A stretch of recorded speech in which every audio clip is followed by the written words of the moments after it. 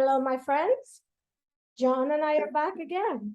And today we have a hot topic for you on our new podcast. How can you say that? So much better this time. I really like how you did it. Go ahead. Our topic today is race relations and cultural diversity. And I cannot imagine what Jon's got up his sleeve. He told me he's reversed. So, Jon, welcome back. No, thank you so much. And thank you again for once again lowering your standards to have me back on the show. It's much appreciated. So first of all, before we do anything, I have to completely apologize in advance.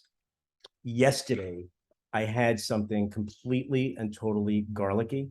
I stunk. And on the car ride on the way here, I had to keep the windows open. I couldn't get away from myself. So if you want to wear a mask or something, I totally understand because I could understand how I'm completely offensive right now. Well, I never consider flavors that I enjoy as stink. So you're welcome to bring your garlic flavor with you because guess what? Yeah. For years, I lived in the garlic capital of the world. Which is what? Which is located, guess where, Jon? Guyana? California! Oh, I had no, is it really? It's a city called Gilroy.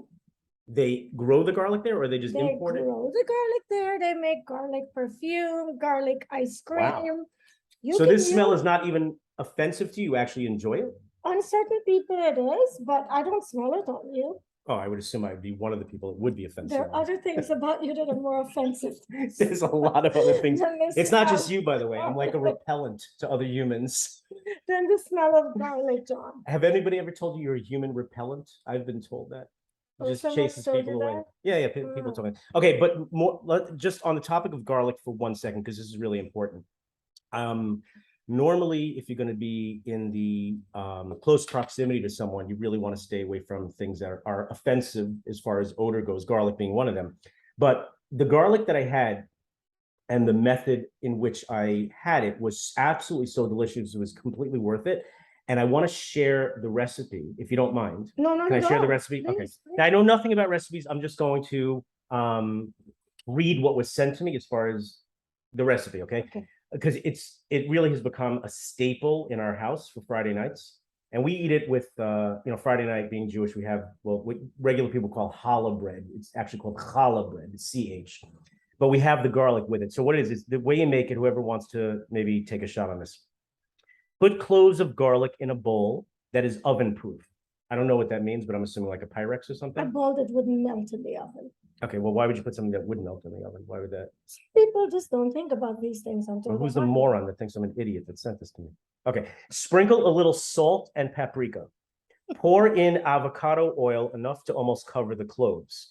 Bake at whatever temperature you want until the garlic is soft and the way you like it. I guess soft and the way you like it might be relative to individuals or what they may want, but I'm telling you, use this as a dip. When you dip, you could use pita breads in there or whatever. And again, as offensive as the odor may be, it is completely worth it. It's absolutely delicious. And just want to throw that out there. Jon, I do respect a lot of your opinions, but when it comes to garlic being offensive, I think it's all a matter of opinion, like everything else that you and I discuss. Because I live so close to Gilroy in California, where the garlic capital of the world is located. In the mornings when I open my windows, I smell garlic. It made me hungry as soon as I woke up. So something that's offensive does not make me. So are you getting starving right now as you're smelling the garlic? You want to go have breakfast and I'll do the rest of the podcast? That's fine. Well, I don't actually need you to be here. I mean, I could do this myself. You need to go to take a shower, go to the bathroom or something. First of all, I'm not smelling garlic.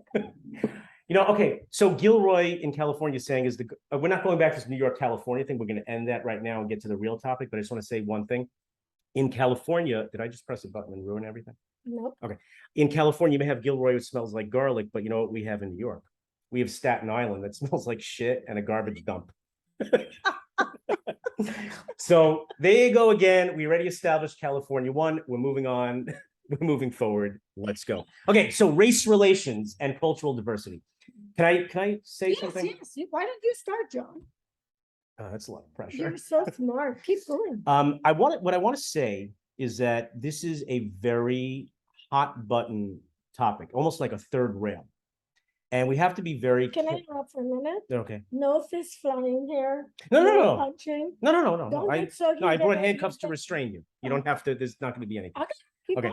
going. So what I was saying was that as far as race related, it's almost like a third rail topic, the third rail on the train track. So you just get electrocuted. So we have to be. I'm very opinionated, as are you.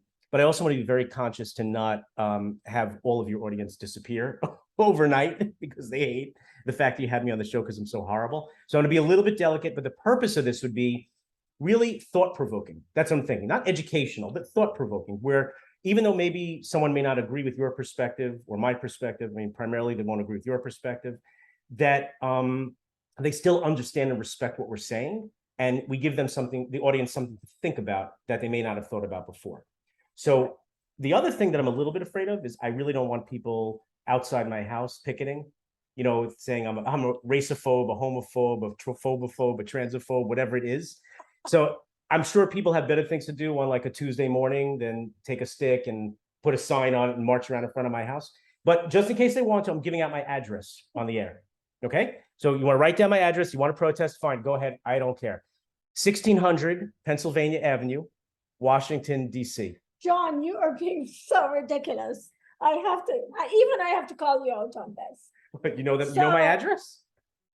So, Jon. Do you know what that address is? Listen to me. I think part of the problem in our world is that some people believe that their belief structure is it. Yeah, that's me. And of course, I wasn't going to say it. I was going to give you the chance to do exactly what you did. No, it's absolutely me. So listen. Yeah. I think that a great world is a world where people recognize each other's differences and are not judgmental or think the person who has a belief that's contrary to theirs or whose philosophy doesn't align with theirs is not a crazy person. And Jon, you have a tendency to believe that what you believe is it. Yeah. And anything outside of that is madness. This is a very shocking revelation that you're telling me now. And I'm a little bit caught off guard. My philosophy is actually more, if you don't believe things the way I believe them, you should probably just leave. That's wrong? No. Oh, really? Is that frowned upon in society? We live in a world that is so full of many different varieties, beliefs, cultures. I mean, it's in the United States, you're talking about? No, the world. Well, but the United States in particular is referred to as the melting pot with all the immigrants that essentially founded the country since the beginning. So I have a question for you. Yeah. Since you're aware of this fact, what is wrong with you that you can't understand? There's a lot wrong with me. Okay, but at the moment, we're talking about this particular issue. Okay. What is wrong with you that you can't acknowledge and respect other people's philosophies, beliefs, cultures, religions, and recognize that it may not work for you and it may not be what you believe and buy into, but it's been working great for them? So I think you may have that wrong. I do respect and understand other people's cultures, diversities, things like that. Okay, this is what I don't like about let's talk about the United States, American society right now. What I don't like is that there are certain elements of the population in this country that believe that they want to impose their thought process and belief system on other people, as opposed to allowing. See, in a democracy like the United States, there's freedom of speech, freedom of expression. But these days, a lot of that's been stifled. And again, I'm not taking sides, right, versus left, but if you look at the media in general, and I'm lumping you in as part of the media because you are, I'm just an outsider. But as far as media goes, there is definitely a bias towards this melting pot philosophy and imposing the will of some people on others, which I don't think is right. Now, I'm not going near the topic of abortion one way or the other. I mean, people are entitled to their opinion as far as I'm concerned. But somebody that's pro-abortion shouldn't impose their will on anti-abortion people and vice versa. Exactly. People that are religious shouldn't impose their religion on other people. And people that are not religious shouldn't impose their atheist philosophy on other people. And men who don't have uteruses and who don't have the ability to carry a child shouldn't have an opinion about what a woman should do with her body in terms of carrying a child or not. Well, I'm going to show you something right now. Do you see this stump? there appears to be a 3-month-old fetus in this stomach based on my current physical state And right see, now. that's where I get tripped up because No, but I'm saying I sympathize with women. I feel what it's like to be semi-pregnant, like in first trimester. I get it. and I get that's exactly the point I'm speaking to at the moment. A lot of the men making these decisions look to me like they're close to 9 months. So would that give them more of an assuming- ability to make I'm a judgment? assuming this is where they believe they have a We right. can't go near abortion, okay? Because again, 1600 Pennsylvania Avenue, Washington, D.C. I don't want people protesting outside my big White House with the black fence and the Secret Service in front of it, okay? So let's stay away from, let's get back to racial diversity, okay, and cultural differences, which really there's so many directions we can go with that. I want to try to isolate it down to a couple of things because I made an observation, and this observation came to me from some friends we were having over for dinner one night, and they had their daughter with us, and their daughter, and by the way, these friends, I sent them our last podcast, they loved it. And by the way, they're very lefty also, so not at all my philosophy, which is why I try to minimize my contact with them. But they had a daughter. So Are they going to kill me now? I hope they do. I'll help them.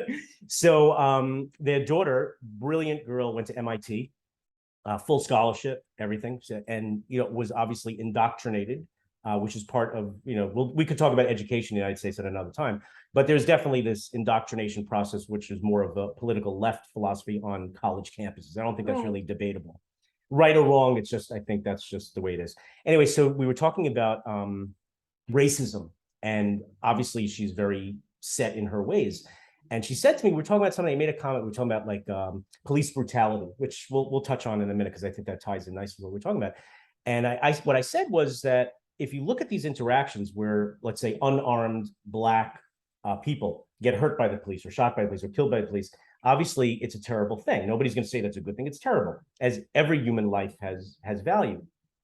But most of these interactions, if you watch from beginning to end, begin by the bad behavior of the individual who's pulled over in a traffic stop or stopped by the police or whatever. Now, when I get pulled over by the police, I'm more respectful to that police officer than I would be to my parents. Why? Because I prefer to not get a ticket, prefer not to have trouble, prefer not to be in handcuffs, go to jail. So my philosophy is, how do I get out of this as fast as possible with the least amount of damage? Now, if I start giving the cop a hard time and telling him he's an asshole, you're a fuckface, why are you pulling me over? I didn't do anything wrong. You just targeted me because I'm a Jew, whatever. Obviously, that interaction has the potential to spiral out of control and get bad. So I've never been pulled over and had a problem with a cop because of my approach. So most of these interactions start that way. Point I'm bringing out is, she said to me, she goes, "You're a racist." After I explained this to her, I said, "I'm a racist? Why?" I said, "I'm Jewish. Now, let's say one of my children comes home with a Black partner that they want to marry. My son comes home with a Black girl. My 2 daughters come home with Black men. If that Black individual happens to be Jewish, which is part of my culture to marry within our religion, I have absolutely no problem with that. I look at that person as same as any other Jew in the world. So how can I be racist? I would have no problem with that person of another race being part of my family."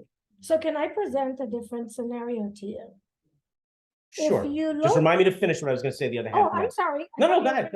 Keep going. No, go. I don't want You're to- the media star. I'm a nobody. Go I am ahead. not a media star. I have a show. But you No. keep reminding me that you're a media star, so it's in my head already.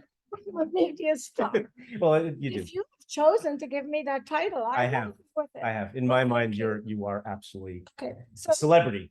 I am celebrated just because I love people. End of story. Okay. And I don't want it to be anything else. So then I'll finish what I was saying before. Yes. Okay. So I said to her, after she called me racist, and I explained how I am not, just one example, I mean, there's other things that I could describe. I said, well, let me ask you a question.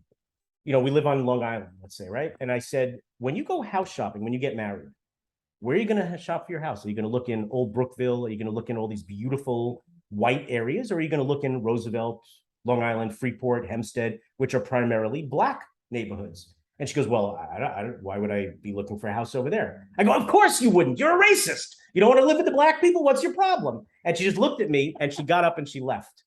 There was no argument anymore. It was over. So I took her accusation of accusing me of being a racist, showed her why I'm not, and showed her why she is. And she just couldn't handle that was thrown back at her, and actually destroyed her entire case. Okay, so Jon, there's a different perspective though. I hear what Go you're ahead. saying. And I think a lot of times those people who are making accusations and pointing fingers, there's something unconscious in them that is exactly coming from the place they're accusing another person, that it's somewhere in them and they're trying to suppress it. That's a belief of mine. Anyway, I think it's valid, yeah. but I can tell you that a lot of the people who get pulled over often are profiled based on their skin color and their look and what they're driving. And I'm not saying this because I completely hear what you're saying. I have a black part to my family.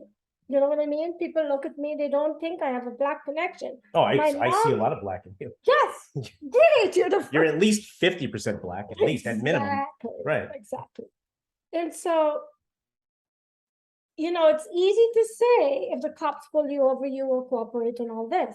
But statistically and factually, if you do the checking, you will see a lot of black people with black skin that have a certain look are profiled and pulled over. Right. And I think because there's a reason for that. Okay, you can tell me the reason in a minute. But I believe knowing the history, and we can't change history, although I feel like at some point we need to stop it. Right. We can't keep dragging it into every generation and saying, well, you did this to black people, or you did this to white people, or did this to Jewish people. We need to stop with it and start seeing each other as people. But because history is something that some people use to suit their purpose. Yeah. Some people use to suit their whatever philosophies, whatever points they're trying to make, whether it's anger, whatever is motivating their need to keep the historical events alive and bring it into their future. It affects the way they respond and they interact in certain situations. You're right. First, you're 100% right. I'm going to give you an example of how I was profiled.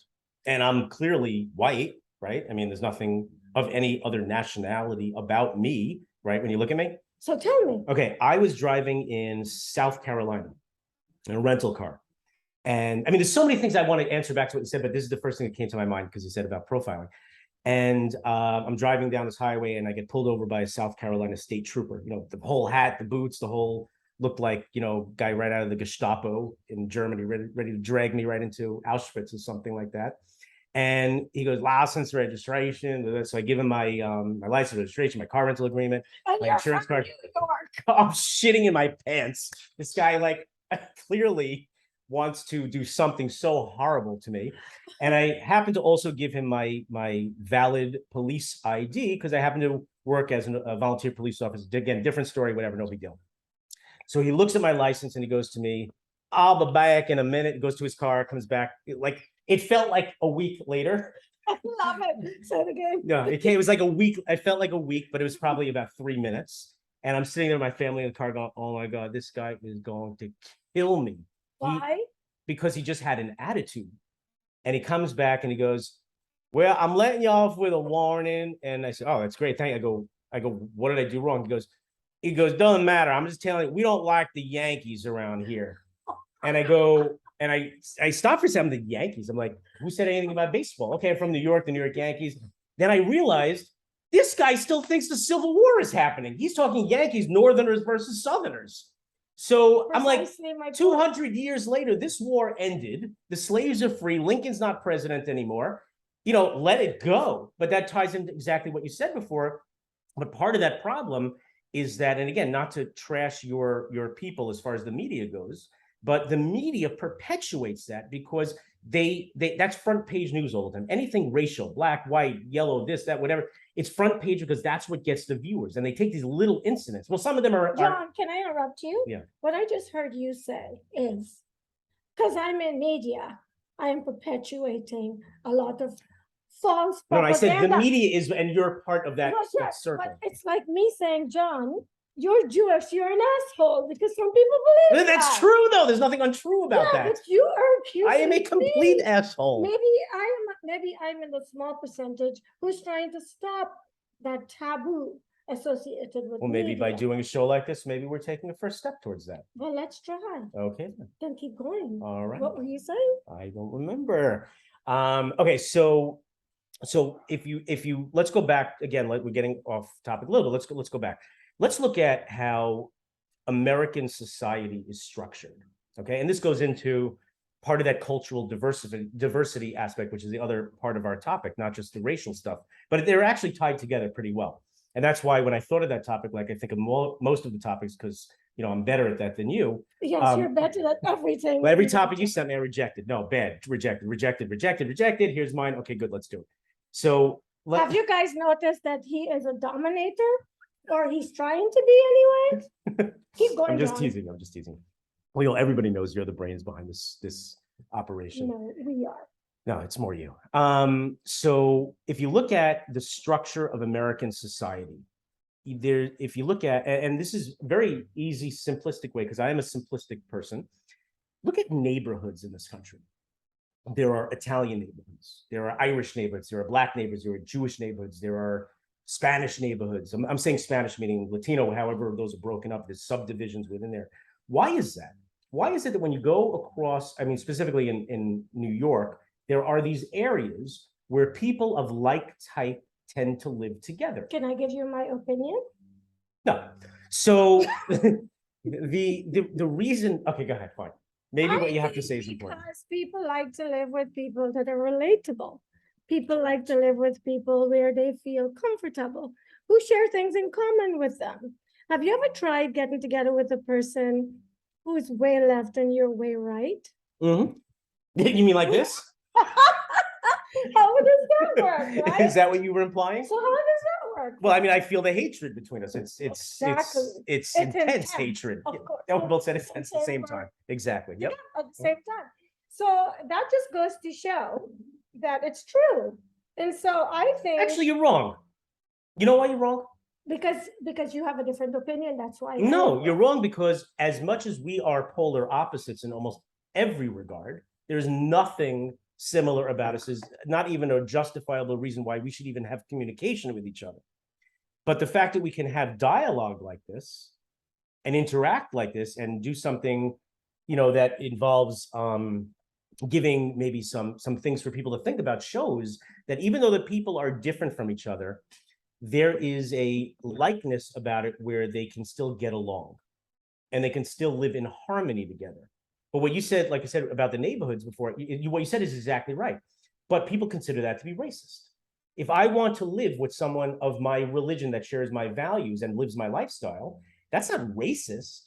That's just the way I want my family and my exposure to be like. If a Black person wants to live in a Black neighborhood with other Black people that share their same culture and go to the same church and ascribe to the same philosophies, why are you staring at me? Do I have two hands? No, because I want to interject with something, but I'm giving you a chance. Thank you. But you're staring at me like, do I have dandruff all over me or something? So the point is that that's not a racial thing.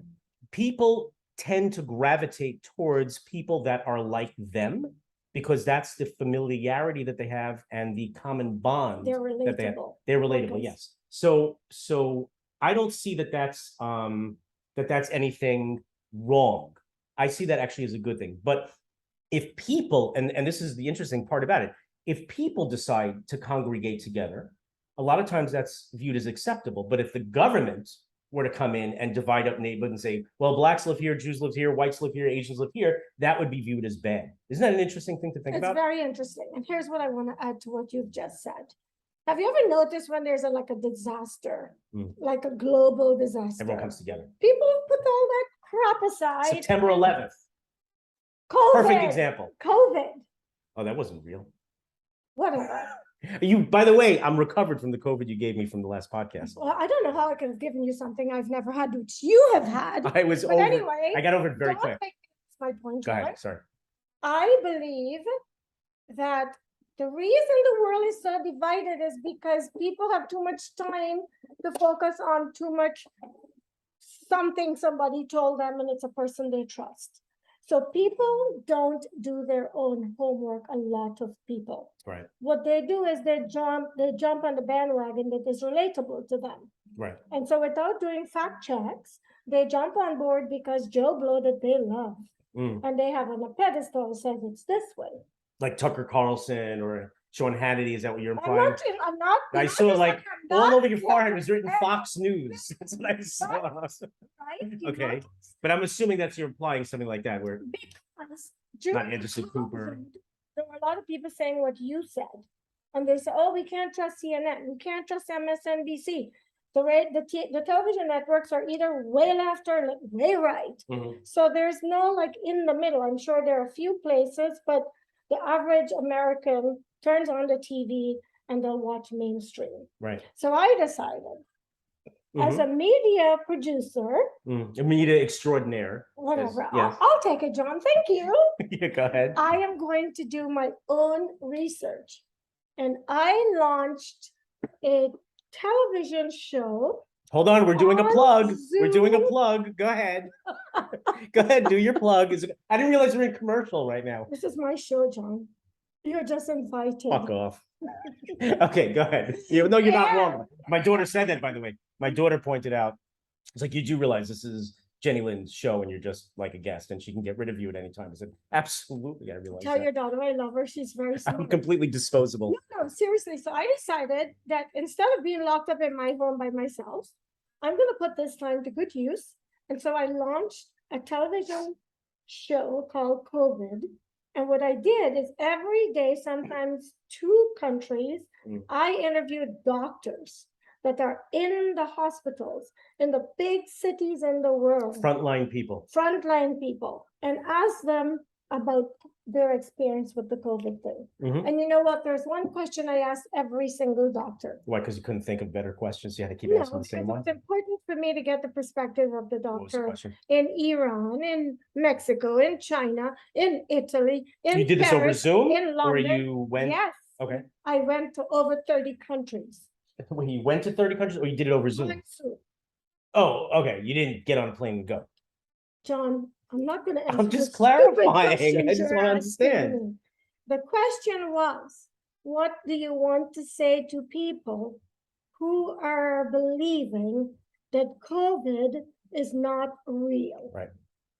That it's some made up political campaign to sell drugs, whatever. There were so many theories. It's definitely not made up. Anyone that thinks it's made up is an idiot. About what COVID really was. Right. And the same answer in every single country. Go ahead. Tell them to come to work with us. We're losing our friends. We're losing our families. We're losing our coworkers. Right. So I am someone who, I don't do bandwagons. I like to do my own homework. Right. And I try my best to get to the source that will reveal the facts and not the opinions. Well, there's no better source in regard to COVID than people that are on the front lines and seeing it in hospitals. Of course, no, that was actually very intelligent to do it that way. Yeah. Thank you. Yeah. Now, I think anybody that, and again, like we're off topic. And by the way, I'm going to shut John up for a minute to tell you, if you're interested, you can go to Conversations with Jennylyn and you can watch these segments. They're all on my website. And you can hear from me for yourself from the various doctors around the world that I interview. Go give the website. What is it? What's the website? It's www.conversations with an S with Jennylyn, JENNYLYN.com. Is there any way to insert my name into that as well? Or do I not have any part of that? Why would they be looking you up, John? What are they going to find? Nothing good.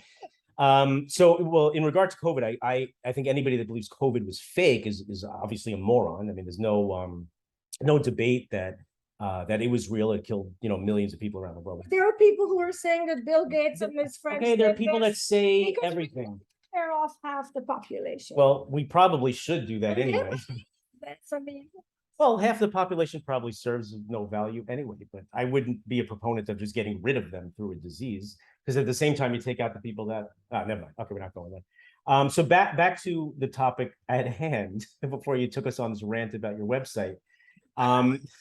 Which, by the way, I was supporting a point. No, I know. And I, in defense of her website, I've been there. I have, and I've seen some of the people that you've interviewed, like the co-founder of Apple and a lot of these real people. Like, you're a real journalist. I'm fake, but you're a real journalist. And I really respect a lot of the things that you did, and you do a fine job in your interviews. Thank you. I know you're a wannabe, and I'm here to help you along the way, because that's what I do. I told you I'm using you to try to get famous. I didn't make any secret about that. I made that quite clear, and I was very upfront about that. Would do some sort of illusion that I like you or something like. Okay. Yeah, well, this is part of racial diversity, racial whatever diversity, culture, whatever we were talking about. Well, Are you discriminating against no, me I'm because saying I'm half black, Jon? Just checking. I thought you were like Just 90% black. I didn't even realize it was half. percentage? I've got some. Well, you're half black, half Asian, and the only person that doesn't know that they're Asian, that you're Asian, is you, as we discussed. So no, but I think what we're doing today, and just even having this conversation together, actually shows, as I said before, that people from different cultures can respect and understand each other, and bring up valid points. And hey, look, the problem with a lot of these conversations, you're not necessarily going to change somebody's mind, but it is good to be thought-provoking and to give them something, a little red meat to think about. To mull over. Right, because it can a lot of times can tone down an extremist view, to be a little bit more moderate.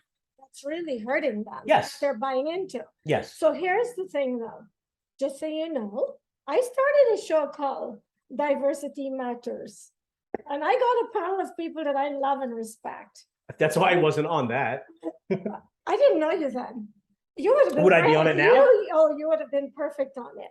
But are you not concerned about losing half your audience with me here? Is that not a concern? If I lose people because I am bringing factual, opinions to the table. You accidentally called my opinions factual. I wasn't referring to you. Oh. There are two of us in this deal, don't forget. Yes. But one of the things, the panel I selected are people I trusted, are very intelligent, people who are not racist in any way. Right. But we couldn't pull it off. Really? Why?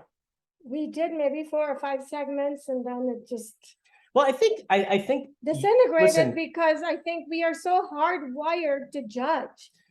We are, and I think everybody, regardless of whether they admit it or don't admit it, everybody has some sort of racial bias built into them, and it's not necessarily out of malice or any sort of bad intent. It's just simply because, as we said before, people are generally wired to want to be with their own in some sort of way, shape, or form. But I think a lot of people, like when you look at, like, let's take, I remember in Martha's Vineyard, when Martha's Vineyard, which is all, very wealthy white neighborhood. And I love Martha's. It's beautiful, yeah. And they brought in a plane load of 50 illegal immigrants and they dumped in Martha's Vineyard, Ron DeSantis from Florida. And the white people, they were like, oh my God, we're so happy to have you, welcome. Oh my God, call the National Guard, get them the hell out of here and bring them to the base. And within 24 hours, they're sitting, oh my God, they changed our lives. They touched us. Well, where are they? Well, they're on the National Guard Army base. So we got rid of them because we don't really need them sleeping in the street here. So again, even people that claim to be, again, we talked about sanctuary city, whatever, welcoming, we love it. When push comes to shove and they're there, all of a sudden they actually start to show the true bias that they have. Can I ask you a question? Okay.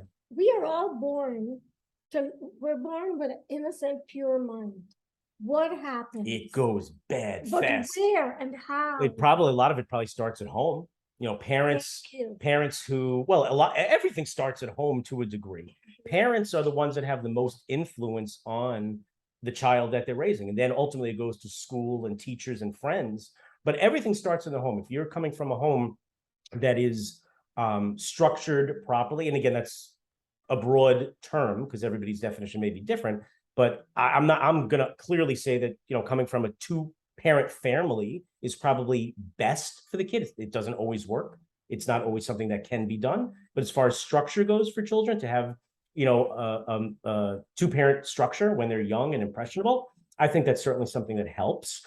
When there's an emphasis on religion, when there's an emphasis on work ethic, when there's an emphasis put on the value of school, and trying to teach kids right from wrong, I think that gives them the tools to start out at least in the right direction. There's so many things that can go wrong afterwards because you can't control the influence of schoolmates and friends and the teachers that they're going to have and the things that they're going to encounter in their life. But the stronger that base that you give them when they're young, the better it is, I think, for what their personality makeup is going to be down the road. And I agree with you, but I feel that some of us have been raised by very prejudiced parents. Yes. And so it's ingrained and hardwired in us.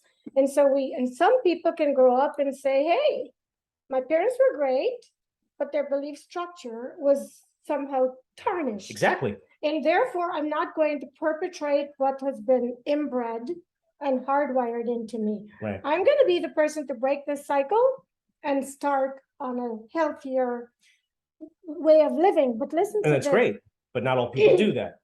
Because they are so hardwired to believe what they were taught at the very tender years of their lives. Right. Listen to this. How many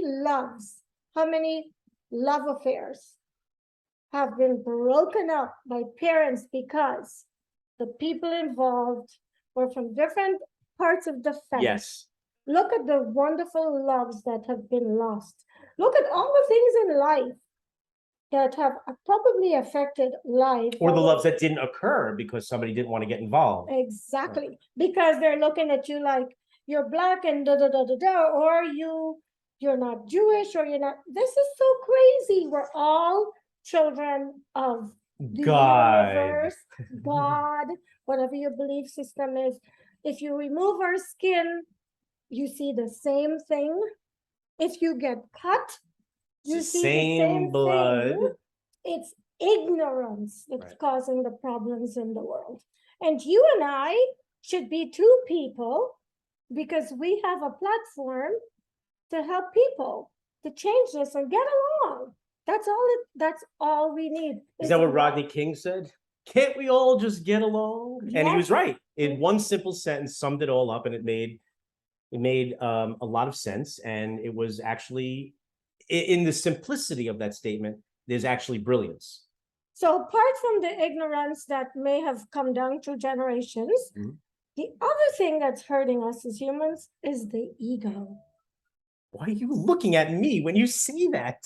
You're the only one sitting here with me. I feel like I was just targeted. Wait. I was profiled for should ego. Should I look at the doors? You can look away. When you say the word ego, look away. Was that guilt asking me that question, John? Yes. Aha. So you're one of those that's governed by ego, are you? I'm not governed by ego. And no, I'm teasing. I don't, it's not about ego. I just, I do have certain beliefs and feelings. And look, I'm not a teenager anymore. I'm not even in my 20s anymore. I mean, emotionally, I might still be a toddler. I think you're in your 50s. I just turned 50. Okay, I'm not in my 50s. Okay, there's a difference, and that was traumatic for me. Also, turning 50 at 30 didn't bother me. 40 didn't bother me. 50 really upset me. Ego. No, ego. It was realizing mortality. That was the scary part. You look at life expectancy. Well, you're much closer to life expectancy, the end of life expectancy, than I am. Thank you, John. But if you look at so much. But guess what? Yes. I don't give a rat's ass. I'm grateful to be alive. I've all be grateful to be alive every day. Yes. I'm very healthy. I'm youthful at heart. I'm living for as long as I can. No, we are living as long as God lets us live. It's not a question of living as long as we can. We don't have an option with that. You could be unbelievably healthy, and if God decides, today, right after that podcast, you're done. I mean, he would want us to record this, of course. He wouldn't want this material to be lost and just die with you. But of course, right after this podcast, if he decides, you know what, that Jennylyn, she's, we don't need to do this anymore, and takes you away, that's the decision. You could be as healthy as you want and eat as well as you want. It's not going to matter. When your time is up, because God's deciding that, it's done. It's over. Well, as long as I can translates to as long as God allows me. Just but you didn't say that. Record. So I was adding that so that you realize that was actually, you mean you. Okay, Mr. Politically Correct. Should I get politically correct with you on everything you going forward? You can do what you, absolutely. Now, one thing I love about this podcast is that we are just being 1000% authentic. Absolutely. This is just so raw.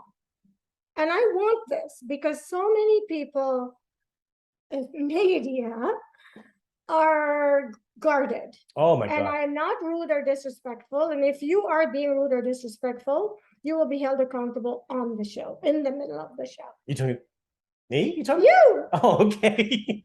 So I trust that this material we're putting out there will really be thought-provoking. I hope. And people will listen to our views, and hopefully, if they are living within the parameters of any of what we've discussed, think a little bit about it and hopefully change some of it to where it works for them and everyone else around them. Well, it really, I mean, in all honesty, it is important for people to understand that there are differences between different cultures and races and religions. They're just the differences. And instead of looking at those differences as being bad or negative, if you delve in and understand what those differences are and why people do certain things, then it may give a better understanding of what that culture is about. And then you may actually have respect for it instead of anger or hostility. I'll give you an example, right? So again, in my religion, people that are Jewish tend to live in communities that are Jewish. And why? Okay, so, and this is important because it's not because we don't want to live with anybody else. It's because when you're Jewish, you maintain a certain dietary restrictions, kosher. So you want to live in an area where there's kosher food. You worship in the same type of temples. So you need to be within walking distance of the temple because you're not allowed to drive on the Sabbath. We tend to send our children to private schools that are religious private schools. So we all want to congregate in an area where the school is located. There's a million different reasons why people in my culture tend to live together. It's not, again, not because we don't want anybody else there, but it's because of necessity of the structure of our lifestyle as to why we do it.